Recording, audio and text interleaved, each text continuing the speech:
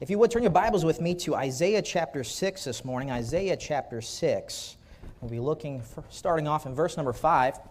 You know, perspective is a very interesting thing. How many of you guys have ever had the situation where you see somebody do something and you're like, well, that's pretty easy. Like, I could do that. Like, I could do that, and I probably could do it pretty well. My brother-in-law, Jared Gwynn, who's up there in the balcony, he's hiding from everyone, he is extremely great at building things.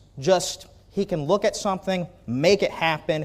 Like this pulpit. See how beautiful this pulpit is? He could do that. He made a beautiful table for my mother-in-law, and I thought to myself, you know what? How hard is it to really do carpentry, right? It's like my last name. It can't be that hard, right?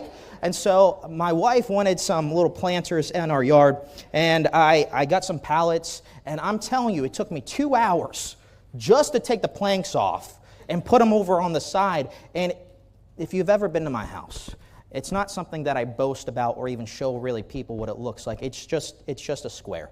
And I think to myself, man, if I was just a carpenter, not just by name, but also by trade, that would look amazing. Like Jared would build a 2-story planter thing with water coming down, and I could just barely get the planks off. Perspective is an interesting thing.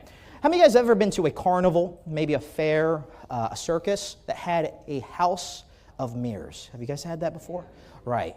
We know what mirrors are. They're there to help us take a look at ourselves and see ourselves. Now, many in the morning, we go over to the mirror.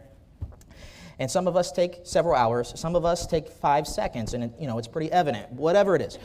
Right? We go over to the mirror, and we see our flaws. We see something, and we change ourselves. Well, a house mirror is a little bit different because they're distorted just a little.